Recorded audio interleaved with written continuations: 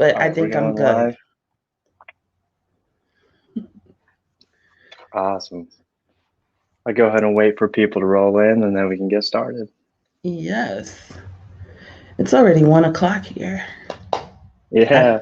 I Hi, don't mind everybody. that.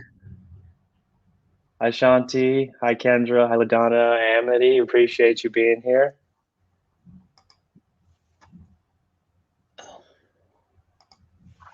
Hi, Danielle. Hi, Tamara.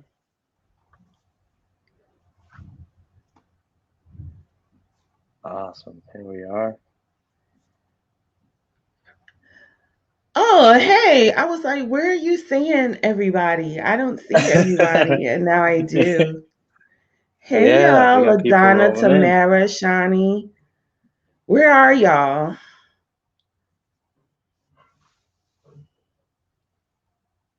Someone just walked into my kitchen, so. Hi, Danielle.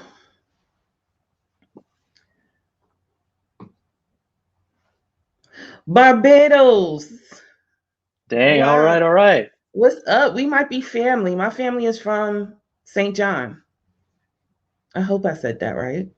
My dad's family is from St. John. It's been a while since I've been. Pittsburgh, Orlando, Chicago. I've been everywhere except for Pittsburgh.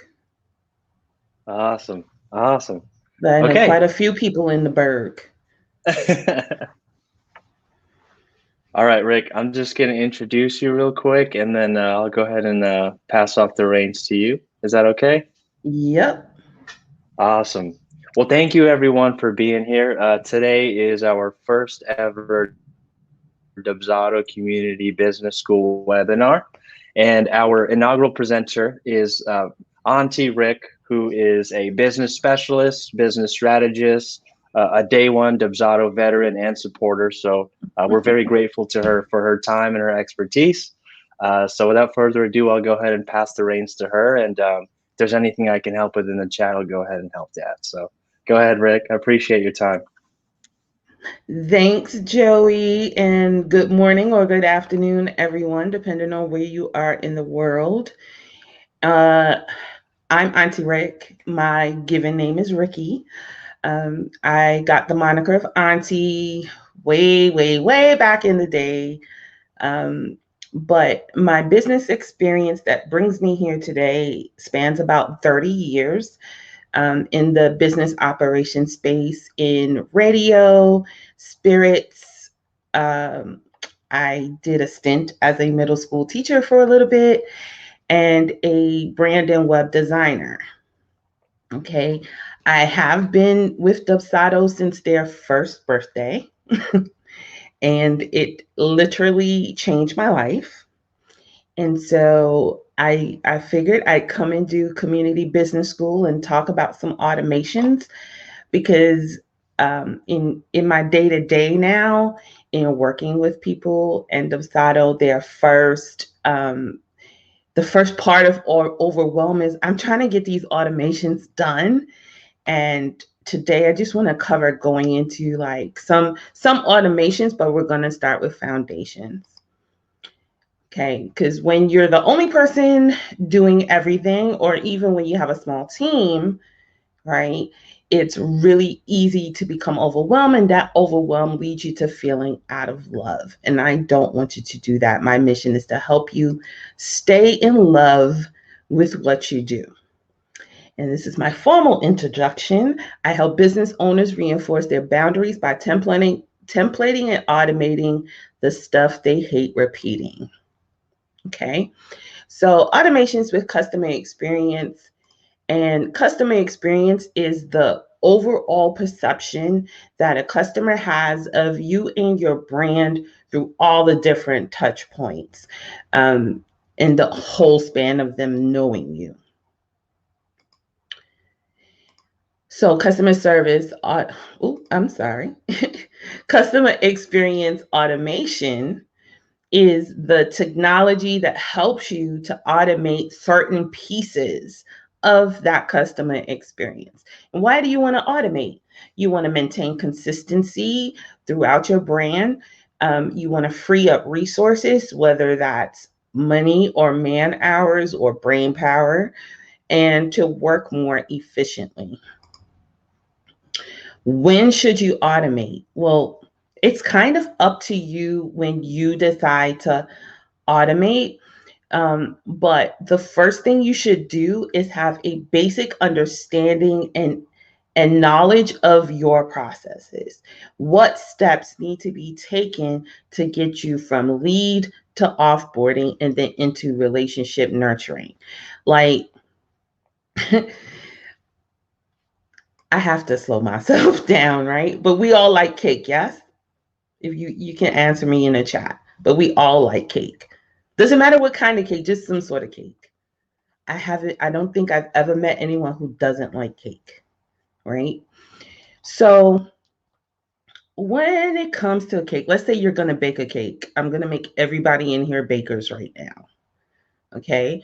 So when you decide you're going to make a cake, you're not going to go to the store and just buy stuff and hope it's the stuff that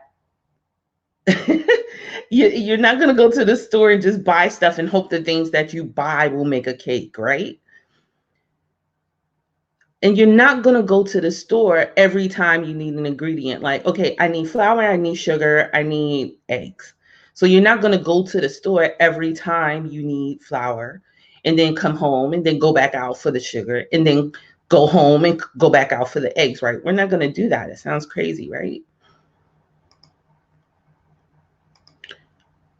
And you're not going to put the mixer on the counter with nothing in it and expect it to produce a cake. I hope not, at least. I hope that's not the expectation, right? So when we're talking about making a cake, that kind of approach kind of sounds ridiculous, right? But it's the same thing with the automations for your business. And the first thing I see people do, or the biggest complaint that I've run into with people using Dubsado, is they can't figure out workflows. And I'm like, okay, so what are you trying to do? And there's hesitation because they haven't actually exactly thought it through. Like, automations are way easy when you know what you're trying to do, right? So the approach of, okay, well, here's the tool that's going to automate everything for me. Why won't it do what I want it to do? Well, you haven't told it what to do. So let's get into the foundations of automation before we actually look at the automations.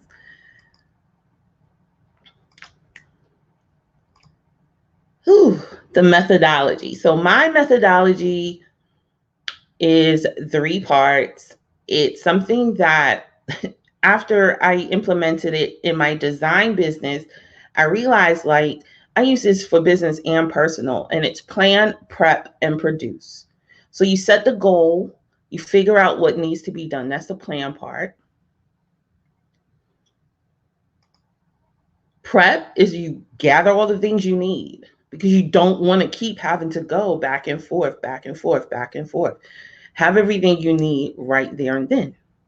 And then produce is just simply getting to work. Now, my framework is document, template, automate. Okay. So you document your processes. Doesn't have to be fancy. I started using Lucidchart to draw stuff out, but everything I map out starts with a pen and paper. Like, I have to sketch it out. Okay. Then your resources. What are you going to need? What tools are you going to need? Is there any extra tech, hardware, those type of things? Queries. And those will be questions like, if you keep getting asked the same amount of questions over and over again, document that, right? And then your testimonials, because you want to have social proof. Templating is when you get all those queries in, you create a template. So you have your template for your FAQs. You can create a knowledge base so people can get self-help, self-support themselves. And that kind of takes you out of the equation of repeating yourself over and over again.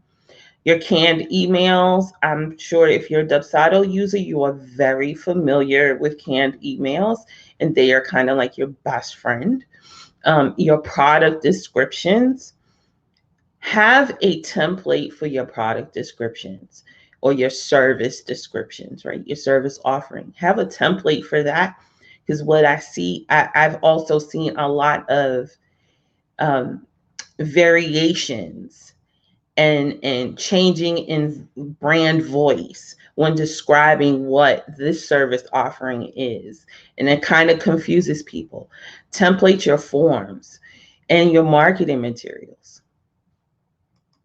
And your marketing materials are like social marketing, your email newsletters, that kind of stuff. Have a template for those type of things. And let me just go back here real quick. Templates kind of have a bad name. And I think it comes from way back in the day when we used to code websites in HTML, right? And I think this mentality has carried over that templates are bad, right? Everybody wants everything from scratch and they want everything custom. And as a service provider, especially as a solo service provider, you are killing yourself creating everything custom every time. Template it. Templates don't mean this is the way it looks every time it goes out. Templates just mean you are setting yourself up to work more efficiently. Templates are there to help you and be your friend. They can be changed. They do not have to be set in stone. They help you to reduce the time of thinking, right? You think all day and having to make decisions all day, it's tiring, it's exhausting. Make templates your friend. Stop customizing every single thing. It's not. It's not doing, it's not giving what you think it's giving, and it's just serving to exhaust you. And then automate. So you can automate booking your leads, your onboarding, your offboarding, your relationship nurturing, like after someone has finished working with you, and then your backups. Okay. So we're all familiar with booking leads and onboarding, right? Like we kind of know that that stuff can be automated, right? Don't wait a second. Talk to me, y'all.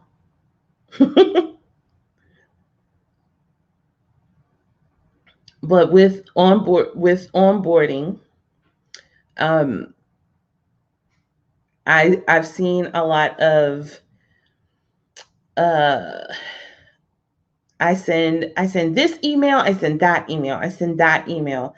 You can onboard in one email, and that helps. And to help facilitate that, you record a video, right? So I'll walk through that in a second. Another thing I like to throw into my automations are reminders. So when you setting up your workflow, I'm going to speak specifically in using Dubsado. When you're setting up that workflow, throw those reminders in there for yourself. Like I have a form that I ask the client to check off to say, yes, I have been in my portal, right? And so yes, and maybe this will help you in a second, LaDonna, but I have a to do that emails me 48 hours later to check and make sure they have been in the portal, because I send everything to the portal. I actually don't talk to anyone during onboarding. It's kind of fun, right? So I throw my reminders in my to-do list, but I also have another automation that I'll show you in a few that sets up another reminder. Okay. So the automation uses, and for communication, we think automatically canned emails. I scrolled a few times to get through all of my canned emails, but My canned emails go with the scheduler. I send 2 reminders. Um, and in one of those reminders, then it's what to expect during our meeting, or if it's a gap in between when they book and our actual time, it's some things that they can prepare, like even if they don't sign on as a client, it's things that they can prepare for working with me. That way, if they decide to sign on, I've already got, or they already have what I need. Okay. Consistency. Consistency is so important. Not just not just in what your brand looks like, but how your brand makes your customer feel, right? And when you're customizing, when you customize everything, you lose the consistency. Consistency fosters trust. Excuse me one second. I'm sorry.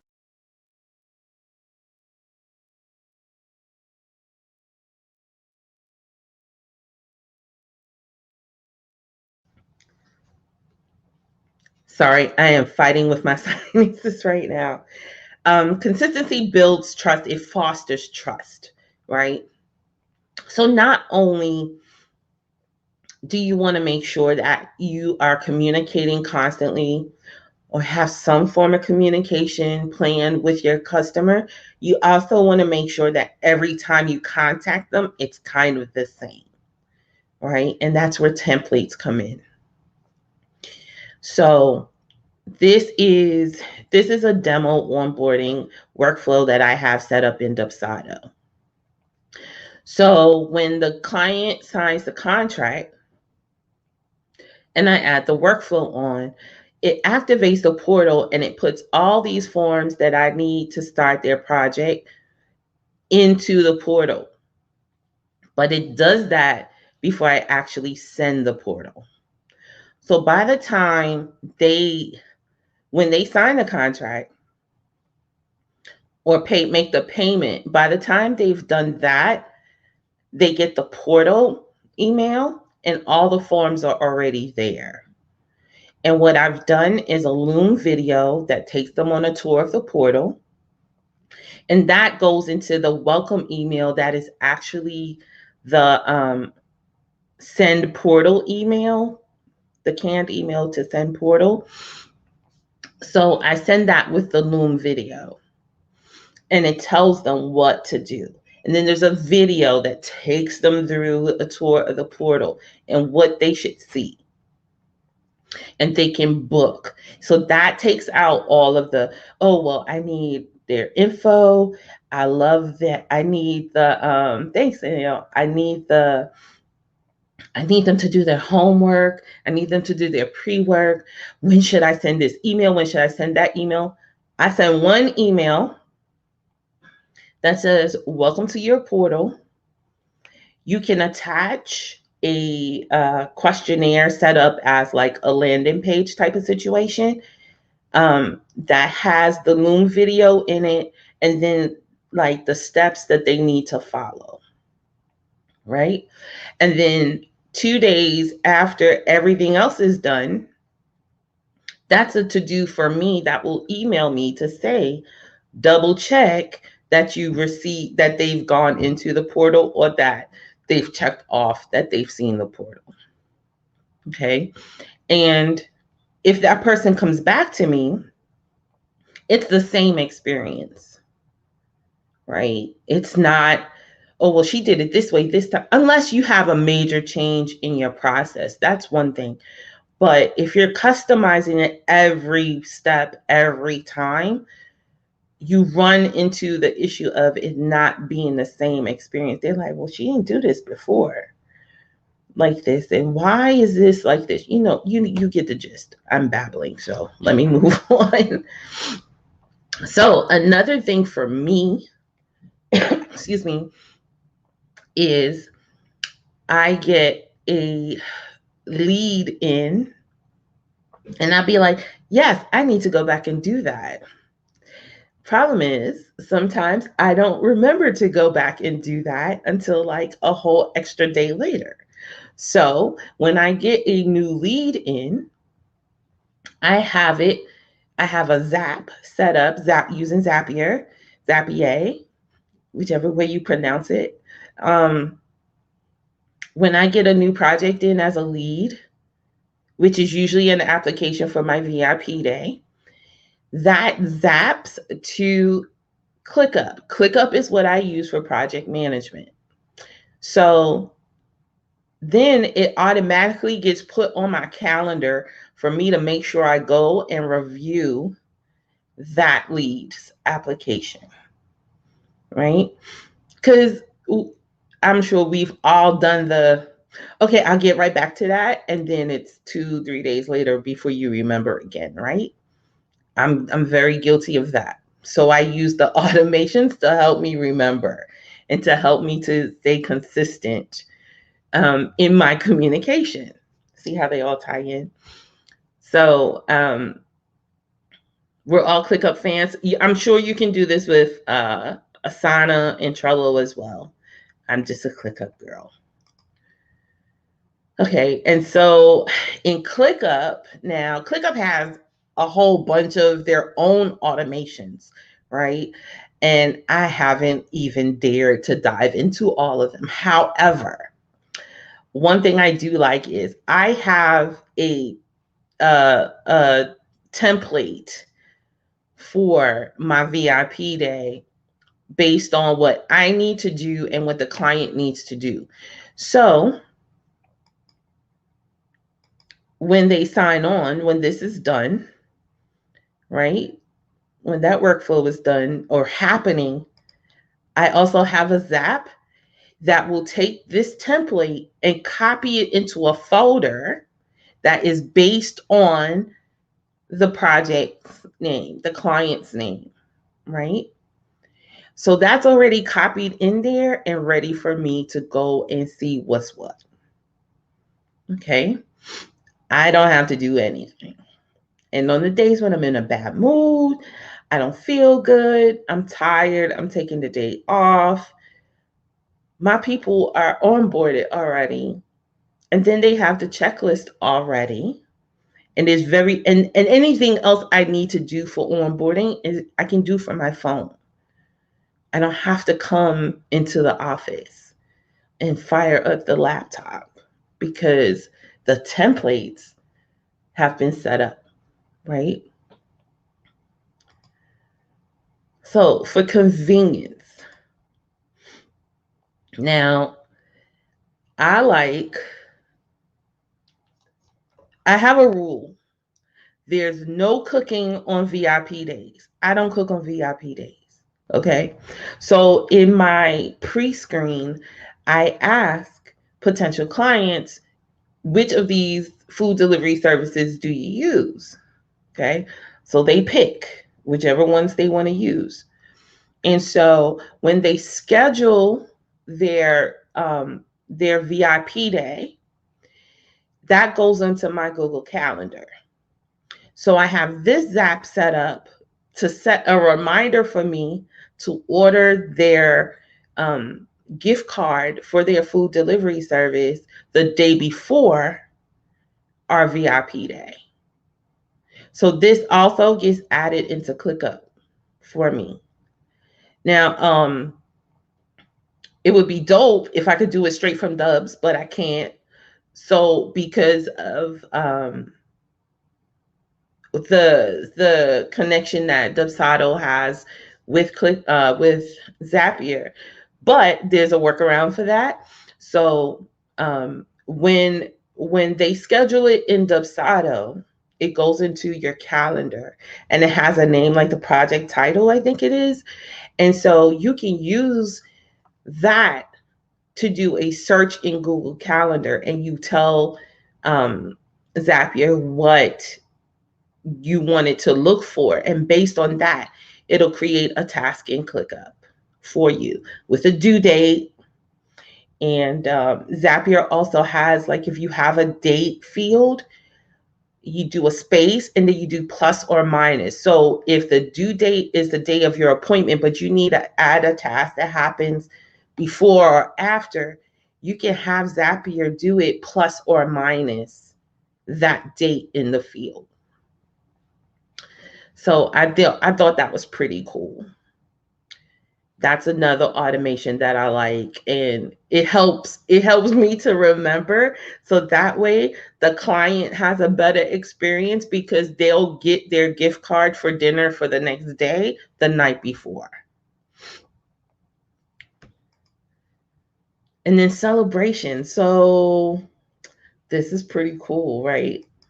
So I have a business coach, and she has this setup. I don't know how her setup is run, but she has this setup where whenever someone signs into the program, a tweet goes out welcoming them to the program. Okay. So I was clicking around. Now I use Member Vault for my digital products. Member Vault also does Zaps. Yay. And so I tested this out the other day. This is a celebration of someone who has gotten a product from you, but it's also a cool sales tool or list builder, because after this tweet went out, three more people signed in to my member vault and grabbed their checklist. And I thought this was really freaking dope, right? I'm sorry. So, this particular one lets you look at it, goes into my member vault for a specific product. And whenever someone is added to that product or gets that product, it will send out a tweet. Okay. And you set up what you want the tweet to say, right? And it goes out and you can have a link. And that's what I did. And people saw the tweet and they clicked on the link. And like I said, I got three new signups off of this one tweet, off of an automation, right? So those are some uses. A couple of other automations I don't have slides for happen right inside Dubsado. One of them is the form reminder. And there's a template for that in your canned emails in the default thingamajiggies and in the default canned email list, right? So, one thing with the form reminders email that I noticed was it's the same email for all the reminders. So, you have to get a little generic in your verbiage for that. But those form reminders are so boss, and like they show up when they send out, they show up in my inbox, and I'd be like, oh yeah, I forgot about that. Like, automations are cool, but at the same time, like, you forget that you've done stuff until you get that email to say, hey, such and such. And you're like, what email is this? And then you look and you're like, oh, yeah, that's automation at work. So you can use those form reminders for to follow up with people. Like, hey, I saw, well, it's the same verbiage. So you got to get real, like,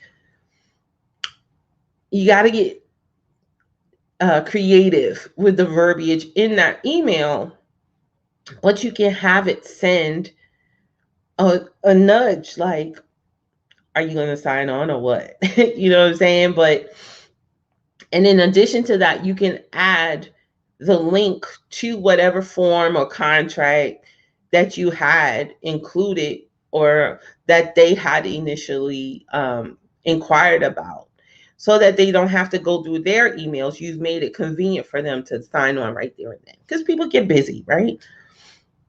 So when you're sending a follow-up email, link to whatever it is you're needing them to do as a matter of convenience, and then you probably get a response a lot faster in that way.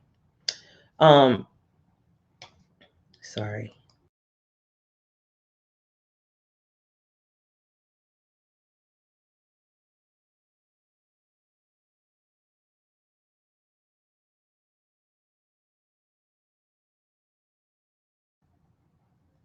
Sorry, I try to do this in a way so that if some editing needs to be done for a replay or whatever, there's like clean cuts. So yeah, the other one is, even when I don't have payment plans, I use the payment schedule, because that's the in Dubsado, because that's the way you get payment reminders to go out. And I like to send one 3 days prior to the due date that says, heads up, you got an invoice coming due soon. And in the body of that, in addition to the link to the invoice, um, I like to let them know, like, make sure if you need to update your card information, if you need to change your card information. Um, and based off of a question I had previously, I also leave a note like, if you need to split this payment between cards, because it happens, you just do the first one and then you go back and do the second one. So I leave that instruction in the note, and that way the question isn't there. Um, like, or it's already answered if that person is going to have that question. So those are two other automations that I like to use that are right inside of Dubsado. And these are the tools I use: Dubsado, Zapier, and ClickUp. For most of us, that's really all you need. Um, and the free versions of Zapier and ClickUp work pretty well. And then, like I said, ClickUp has their own built-in automations. They're relatively new, and I haven't had a chance to dive into them, but you can do a lot with ClickUp automations as well. But like, the way you get to decide what you're going to automate and when you're going to automate it is to start with the documentation. Understand your processes. Understand the stuff you are constantly repeating. Understand the things that where you need to create consistency, right? The stuff that you forget all the time. Those are the things you should mark. Well, let me see if I can automate this. One thing I will say, in addition to people wanting to automate first before they do that, is thinking that automation replaces, like, it can't, it, or is thinking that automation totally replaces the human, and it does not. Because automation actually does not think for you. Okay. So it doesn't, it can only do what you tell it to do, what you tell it to do. Even with AI, even AI can be kind of cool, but the artificial intelligence, but it's called artificial intelligence for a reason. So you actually have to do some thinking first before you get the automations to do what you want it to do. And the best way to start with that is to document it first and then template it. And then you can just repeat it and adjust as needed. So if you have to repeat it, document it, template it, automate it. And then you can have some extra coffee, or, maybe DoorDash is working in your neighborhood. I've tried 3 Dunkins today and no one was able to deliver my coffee. So it's been a day, it's been a morning. And if you're new to me, I'm Auntie Rick on all social platforms, but I'm very active on Twitter. Um, and I'm on Instagram from time to time. And if you would like to join my email list, or and if you do join my email list, I can share a couple of those zaps, my favorite zaps that I included in here, and I will be sending those out next week. But if you have questions, let's have at it. Please ask me all the questions, and I may be able to get in a demo, maybe, if there's one you want to look at. Thanks, Yvonne. Thanks, Story. Oh my goodness. So Joey, that's the oh my goodness. So y'all are already on my list. Is that what I'm hearing? I love you.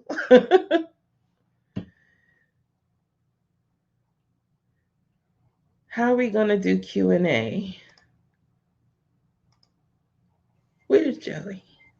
So Rick, if anyone has questions, as Rick mentioned, whether it be questions on how she handles certain functions in her own Dubsado account or anything relevant to what she has spoken about, you're welcome to type it into the public chat or the Q&A section. I'll make sure to screen both so we can make sure we get all the questions funneled to Rick appropriately.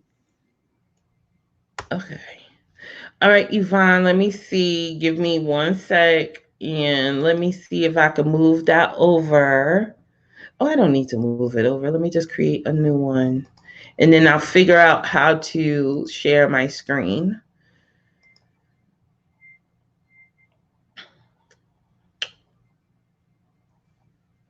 And then before I share my screen, I actually have a demo account set up in Dubsado because I do a lot of training. So I should be able to share that with you without violating any privacy policies on my end. Uh,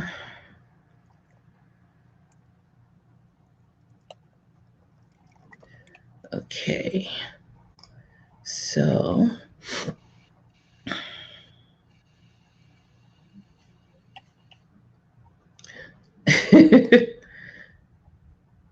Rick, you have one question from Stephanie Walls as well in the Q&A section. Let me know if you'd like me to read it off to you when you're ready. yeah, okay. I'm gonna start sharing my screen, I think. Window, Chrome tab. This one. Okay. So Yvonne was asking about my workflow for VIP days. So basically, I can share this one. It's almost the same as the one I had in the screenshot, which is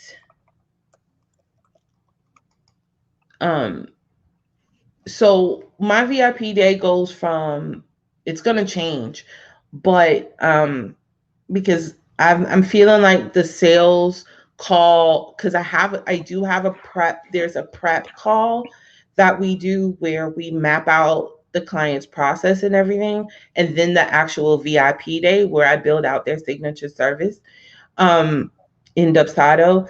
And so I was feeling like the sales call is too much.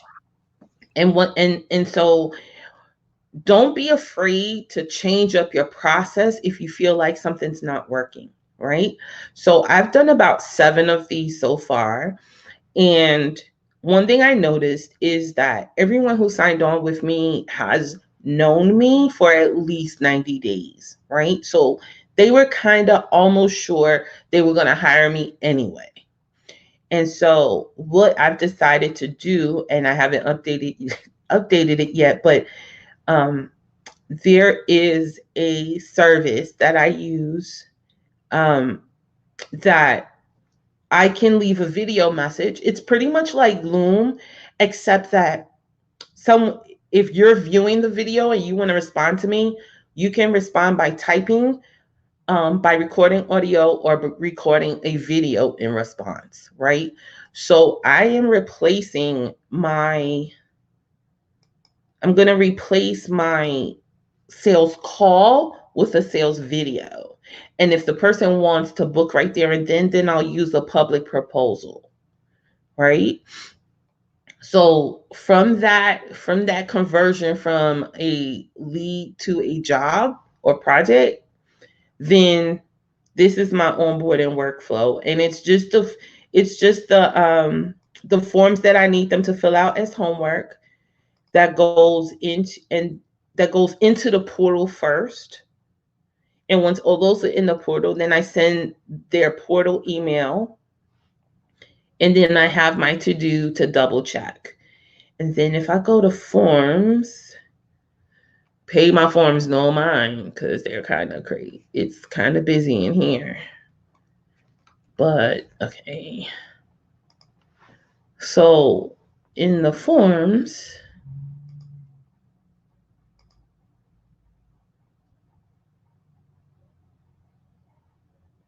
this is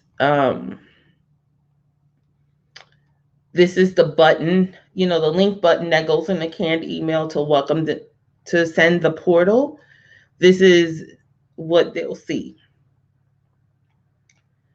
And it is, I have captions on it. And when I record the new one, I'll have the transcript because Loom does transcription now right there and then. So I can also grab the transcript and then add it below here. And it's already set up with the custom map fields or the map fields for their email. So this is the convenience piece. Like, they don't have to go and look to see, because sometimes people sign up for you with one email, and then when you get to working together, it's another email. So I like to include this because then they'll see, and they might, that'll trigger the thought, oh, wait, I signed up with a different one. First of all, let me make sure. Can y'all see the screen?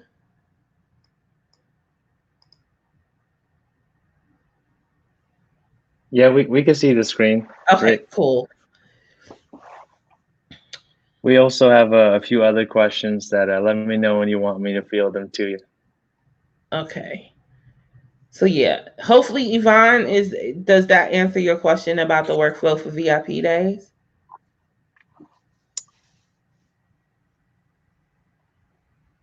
Okay. Awesome. Rick, someone was asking the name of the software you're using to record your videos.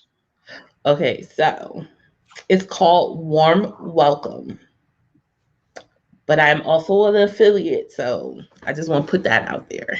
If you like the link, I can grab it for. I have to find it and grab it for you. I don't have it quite yet, but I'm probably, since I have like half a face on today, I will probably record one and send it out in Sunday's email. So, and then Stephanie asked, how do you use payment schedules in the workflows for Dubsado? So the payment schedule actually attaches to the proposal first. Let me go back to forms. Proposal. Okay. So you have it created in the settings. Will this have a payment schedule? Right? So that's the first place. And then in the workflow, I want to say one of these has it. Okay.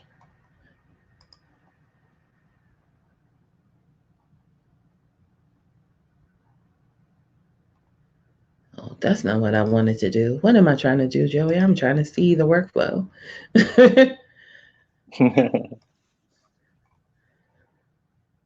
And this is the fun part. Like, I mean, I guess if you're working with it a lot, like all day, every day, it might be a little faster coming to you. But like, I stuck myself, and I'm in Dubsado almost every day. But every now and then I'm like, wait, what am I trying to do? So when you have a payment schedule, you will add the payment schedule up here, right? In the workflow section. So you add it to the proposal, add the payment schedule to the proposal in the settings, and then add it to the workflow. And that way you have triggers based on that payment. Right? So it's the scheduled payment to watch after you set it up. So it might be, I might want to do this after the second payment.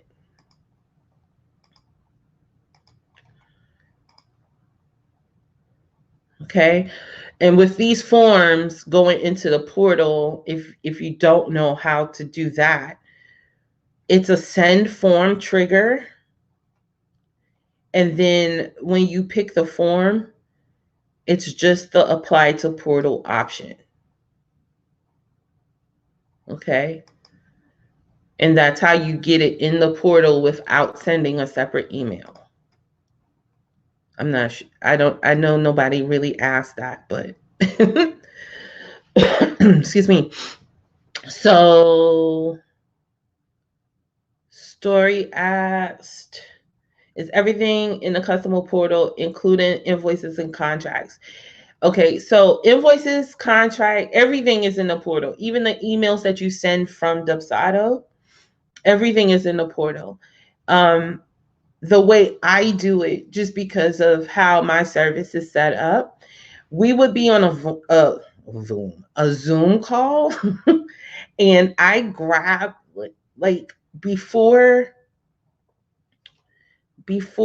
we have our meeting, I add the form to the project. So let me just show you what this looks like.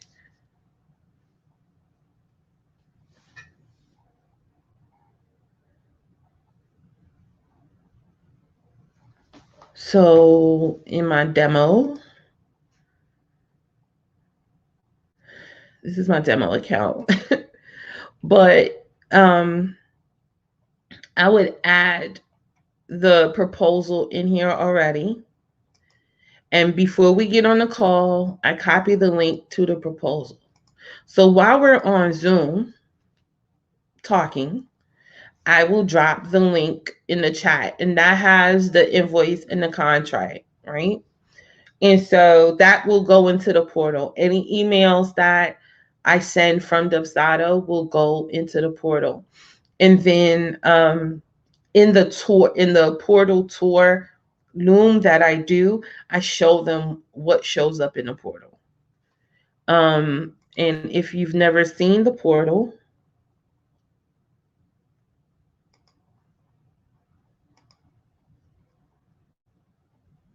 give me a sec. I'll bring it back.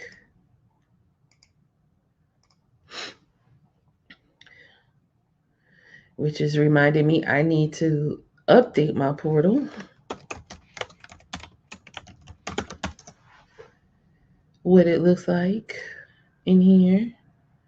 But I take them on the tour so that they can see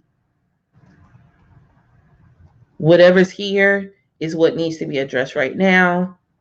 And if you're looking for something in particular, if you've worked with me more than once, click on here and choose that project. And then you can see your contracts. If there's no contract here, you have not signed a contract, or maybe one hasn't been issued. Um, but everything is here in the portal. Okay. Ooh, mine is so outdated. I need to update the design for that. And then let's go back into Dubs. Okay. So when Story, if that, hopefully that answered your question. If it did not, and you're asking me, um do I send the invoices and contracts?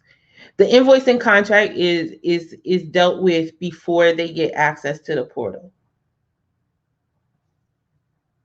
So they've already tackled that piece of it before they get access to the portal. That's what triggers their access to the portal, and all the forms that I need for their homework gets put into the portal before I send the this is your portal email or welcome aboard email.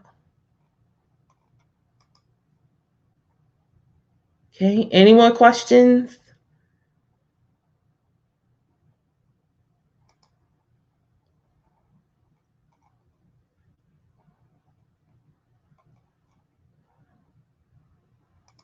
And Oh, and wait a couple more minutes to see if we have other questions rolling in. But yeah, sorry, you're about yeah, to say something, Rick? yeah, I was gonna say, like, I'm a stickler on consent, and so either ask or have a note in your forms when you're thanks, Yvonne. Um, One thing, I haven't turned on the Zap. There's a Zap that will take your leads um, in projects and put them in your email. I use MailerLite, but they'll put them in your email situation, your email marketing tool, right? Do not, that's not a license to add people to your mailing list.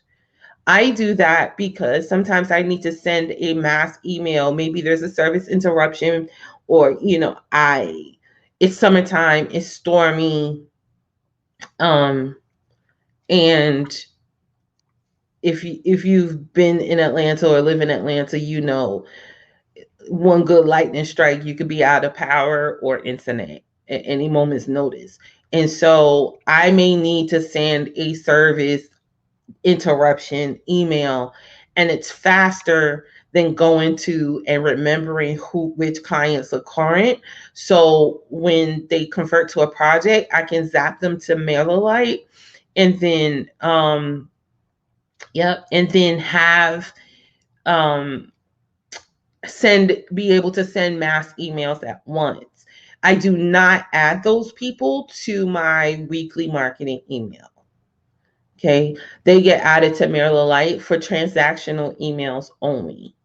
Now, at some point, I will invite them to my mailing list, and they're already in my mailing list system, but they're not actually receiving the marketing emails, because that's what my week. When people send out emails to their list, those are considered marketing emails, and you can't do that without people's permission. So even though you can zap um, from leads from Dubsado into your email marketing tool, you don't want to do that and add people to your actual email list without their permission. Don't do that. That's not cute. Um, and if you decide to do like the celebration type tweet thing, and apparently it also works with Instagram, so you can have like you can do a graphic that welcomes somebody as a client and have Zap go from Dubsado to Instagram. I was not able to make that work. It's probably because my Facebook settings are like super duper private. Um, but apparently you can, and that's another way to like build interest in yourself. So it's celebrating the new client as well as a marketing tool for you. Um, just if you're going to do that, I suggest just using a person's first name, right? Make sure their last name isn't in there, um, or their address, or even like the city and state. I'm kind of in on that. Just be mindful on those type of automations. And if no one else has any more questions, I'm going to see if I can get me some coffee before I cry.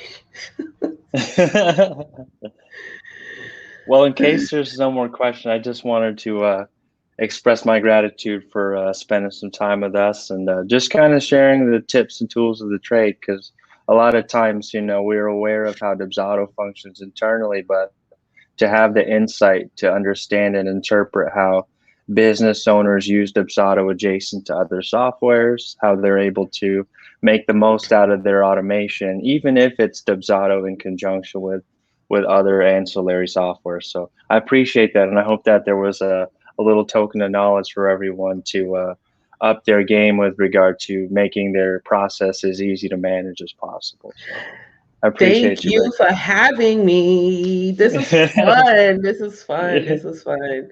Yes, I'm trying to get my hands on a macchiato. It's been 36 hours now, and I'm Oh, well like, deserved. Well deserved. oh, yes, Story. Awesome. Please get into workflows and ease up your life. I'm telling you, it's the best. Okay, so before we shut all the way down, I used Dubsado for a year before I automated anything. I got real familiar with how things worked. Like the templates were set up. You can still save time just having the templates set up. But I got real comfortable with how Dubsado worked before I automated anything. So like, don't feel pressured into jumping right into workflows, right? Yeah, Because it'll yeah. kick your butt if you don't know, if you don't have that type of understanding. Um, it helps that I have a long history of experience in processes, so I I can overreact to stuff from time to time when it's needed, but like, don't feel the pressure, but get familiar with what it is, right? But Yeah. And onboarding, just to echo, oh, sorry, I didn't mean to cut you off, Rick. no, you're good, you're good. Just to echo what you were mentioning, like Rick really touched on like a really important part about setting up your Dubsado account, where if you familiarize yourself with the tools that you know that you'd like to use and implement, but also at the same time identify that process that she mentioned that is very much unique to you. The workflow is really the last piece of that puzzle, where once you've identified the repetitive nature, the correspondence that feels redundant, the processes that take a lot of time, only then can you identify like, okay, what can I systematize and plug into a workflow? So the fact that Rick put in all that legwork before even automating definitely played to her benefit, because she was really comfortable with what she wanted to accomplish, but also what her process is, and how to automate that in the best way possible. So it's a good message. I just Exactly. wanted to echo that. Yeah, because I mean, I thought something was wrong with me because I've had people come to me with workflow issues and book a 2 hour session, and I've done it in 20 minutes or less, and they just looking at me like, how? And I'm like, because this is the last part. Like, I'm not even thinking about this. And it's really just pointing and clicking based on what you know. It's like when it's sort of like the if this then that, right? Or I liken it to, if you guys are familiar with the Jeezy and Manny Fresh song, um first I'm gonna stack my flow, and then what? And then I'm gonna stack my whatever. I'm horrible with lyrics, right? But you know the song, and Manny is like, and then what? Blah blah blah. You know the song, right? And that's how that's how I work through my processes. And that's how I get my workflows going. It's like that song, that boom, boom, clap, boom, boom, clap. That's how I literally will sit here and boom, boom, clap my way through setting up a workflow. But it's because I know what I want to happen next. When this happens, I want this to happen. When this happens, I want this to happen. And also, please don't make a 50-line workflow, because something will break at some point in time and you will not know where it's broken. Sound Keep them in advice. small chunks. Small chunks. Yes, the boom boom clap. Right? So just keep your workflows also, like my workflows will look kind of, they look small, but that's on purpose, Yeah, it because might I be. know if there's a hiccup in one place, I can go fix it a lot easier than trying to scroll and figure out where the problem is. You were gonna say something, Joey. I'm sorry. Oh no, I was just saying, yeah, the idea and the concept of keeping your workflow short so you can heavily monitor. If you segment that process into different stages of onboarding, offboarding, things like that, you can still have that process fully automated by Mhm. having one workflow trigger another. So it's Yep. definitely in your best interest to keep it short, as Rick mentioned. Yep. Thank you so much, Rick. No problem. Thanks for having me. This was fun. I don't know when I'll do it again though. All right, you guys. Thanks for showing up. Have a good Thanks, everybody. one.